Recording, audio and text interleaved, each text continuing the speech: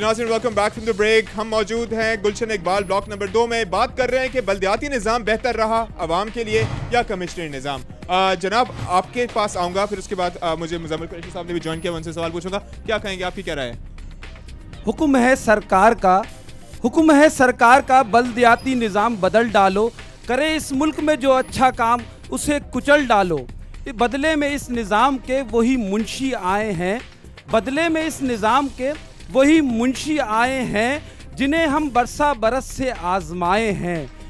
अब होगा ये कि जितना काम हुआ है उस पर झाड़ू फेरेंगे, अब होगा ये कि जितना काम हुआ है उस पर झाड़ू फेरेंगे, खुलकर खांचे खेलेंगे और ठेकेदारों को घेरेंगे। बात यह है कि ये जो बल्दियाती निज़ाम जिसकी आप बात कर रहे हैं और इसको कमिश्नरी निज़ाम से मिला रहे हैं, कमिश्नरी निज़ाम की तारीख बहुत पुरानी है, जबकि बल्दियाती निज़ाम जिसको हम सिंध लोकल गवर्नमेंट ऑर्डिनेंस 2001 जब हम कहते हैं तो इसको सिर्फ 8 साल हुए हैं, जिसमें 4 साल तक जमात इस्लामी ने उसमें रूल किया और 4 साल तक मुत्तहदा कौमी मूवमेंट में इसमें रूल किया। जब हम इसमें मवाजना करते हैं कि 4 साल में इसमें मुत्तहदा कौमी मूवमेंट ने इस पर किस हद तक जो इसके लिए काम किया, तो 300 अरब रुपए इस कराची के अंदर, इस सड़कों पर, इस शाहराहों में और ज़मीन के अंदर दफनाए गए, इसके अंदर तरक्याती काम किए गए। अब 4 साल तक इस शहर के अंदर काम किया गया और सवालात आप इस पे 4000 कर रहे हैं, जबकि इस मुल्क में जो 65 साल से जागीरदाराना निज़ाम है उसके ऊपर कोई सवाल नहीं उठता है कि इस मुल्क में जागीरदारों ने, वडेरों ने, खवानीन ने, चौधरियों ने और नाम नेहात शरीफों ने। देखिए सवाल तो हम ये उठा रहे हैं, आखिर यहाँ पर इसको मुज़म्मिल कुरैशी साहब भी मौजूद हैं, उनसे भी यही सवाल उठाया है कि जनाब ठीक है, बल्दियाती निज़ाम ने बिल्कुल बहुत काम किया और उस पर हम सवाल नहीं उठा रहे, इनफैक्ट हम उसको प्रेस कर रहे हैं, मगर उसके बावजूद मुत्तहदा कौमी मूवमेंट हुकूमत में शामिल है, इतनी देर क्यों लगा रही है अपने निज़ाम को वापस बहाल कराने में? देखिए, मुत्तहदा कौमी मूवमेंट हुकूमत का हिस्सा ज़रूर है, लेकिन हुकूमत हुक्मरान नहीं है। मुत्तहदा कौमी मूवमेंट अगर हुकूमत से बाहर भी आ जाती है ना, तो तब भी इन जागीरदारों और वडेरों की सेहतों पे कोई फ़र्क नहीं पड़ेगा।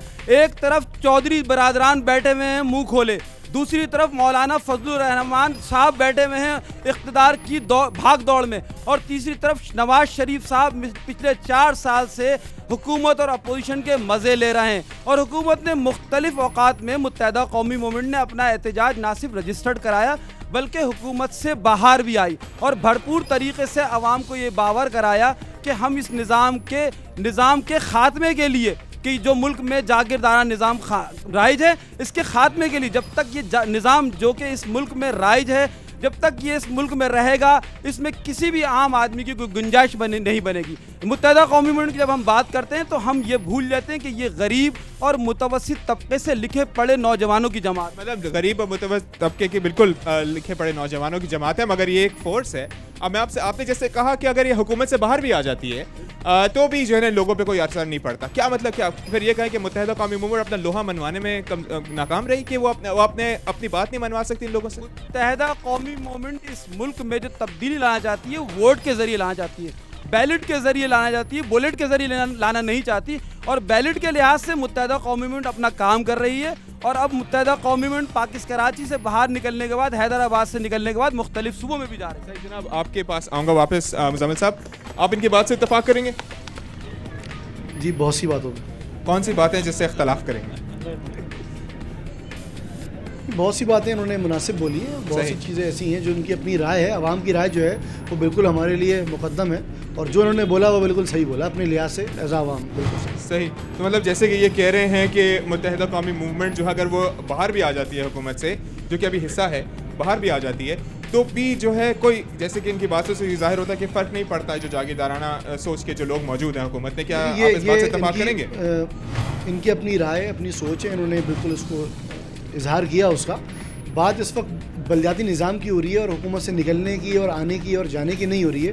बात यह है कि जो भी चीज़ आए, आपके इल्म में ये भी बात भी होगी और उसको मैं चाहूँगा कि आप रिपीट भी करें, और अगर चाहें तो इससे पहले उसकी फुटेज भी चला सकें कि बल्दियाती निज़ाम और कमिश्नरी निज़ाम से पहले जो है वो बाकी कुछ नाम निहाद लोगों ने क्या सियासत चमकाई थी, वो भी फिर हमें मद्देनज़र रखना चाहिए। और लॉ एंड ऑर्डर की सूरत हाल जो है वो पूरे सिंध में किस तरफ चली गई थी, हमें उस चीज़ को भी जहन में रखना चाहिए, क्योंकि अल्ताफ़ हुसैन भाई बहुत, उनका विजन जो है वो बहुत क्लियर है, और वो कोई भी अमल जो है वो ऐसा नहीं चाहते जिसमें आपस में तजाद हो। इसी वजह से जो है वो हर मामले को, चाहे वो बलदियाती निज़ाम हो, कंसेंसस के साथ जो है जो चीज़ आएगी एमक्यूएम उसको सपोर्ट करेगी। सही, मैं बिल्कुल आपकी बात समझ रहा हूँ। मगर मैं आपसे अगेन ये पूछना चाहूँगा कि देखिए कंसेंसस तो आई एम डेफिनेटली श्योर कि आपकी जमात का यह है कि अवाम को तहफ़्फ़ुज़ फराहम किया जाए, अवाम को सहूलियात फराहम की जाए। अवाम को सहूलियात फराहम नहीं की जा रही हैं और जो है जो ऑब्जेक्टिव आप होता है, बात कर रहे हैं मजमूई ना, आप बात कर रहे हैं सबकी। बिल्कुल, अगर आप बात करें जिस जगह पे आप खड़े हैं गुलशन इकबाल की, आप बात करें कराची की, आप बात करें हैदराबाद की, जहां से मुत्तहिदा कौमी मूवमेंट के नुमाइंदों ने वोट लिया, सही, आप बात करें कश्मीर की, आप बात करें गिलगित बल्तिस्तान की, जहां से हमने वोट लिया। अगर ये आवाम कहती है कि हमने वहाँ परफॉर्म नहीं किया या अभी हम आवाम के दरमियान रह कर आवाम के काम नहीं कर रहे, तो नेक्स्ट टाइम जो है वो आवाम हमें वोट नहीं देगी। जो हमारा ग्राफ 9 लाख से 2002 में 9 लाख वोट पड़े थे, आप मुत्तहिदा कौमी मूवमेंट को 2008 में 27 लाख वोट पड़ गए, तो ग्राफ जो है वो बढ़ रहा है। और इंशाल्लाह ताला आने वाले वक्त में आप देखेंगे कि मुत्तहिदा कौमी मूवमेंट जो है वो पूरे पाकिस्तान से किस तरीके से जो है वो सीटें हासिल करती है। ये एक बिल्कुल सरप्राइज़ होगा उन लोगों के लिए कि जो ये खाम ख्याली रख के बैठे हुए कि इन चीज़ों में हमें उलझा के रखेंगे और हम जो है वो उस तरफ जो है वो काम ना कर पाएंगे। सही, ठीक है। मैं जी आप कुछ कहना चाह रहे हैं मुझे देर से। अस्सलाम वालेकुम सर, मैं कह रहा हूँ कि नवाज़ शरीफ साहब जो हैं जो तख्त लाहौर के वहाँ पे तो अपने मज़े लूट रहे हैं, पर हमारे जनूबी पंजाब में आ जाएं तो जनूबी पंजाब में कोई भी काम नहीं हो रहा है। वहाँ पर सड़कें वैसे की वैसी हैं जैसे 1947 से थी। जनाब आप सब लोगों का बहुत बहुत शुक्रिया। मुज़फ़्फ़र कुरैशी साहब आपका भी बहुत बहुत शुक्रिया हमें ज्वाइन करने के। हमारे प्रोग्राम का वक्त अपने अख्ताम को पहुँचता है। नाज़रीन, गुलशन इकबाल ब्लॉक नंबर 2 से हमने प्रोग्राम किया, यहाँ की आवाम से पूछा कि किस निज़ाम ने आवाम के मसाइल हल किए, बल्दियाती निज़ाम ने या कमीशन निज़ाम ने। इसी के साथ साथ अदील शाहिद को मांग रहा है पाकिस्तान से इजाज़त दीजिए और आप देखते रहिए CNBC पाकिस्तान।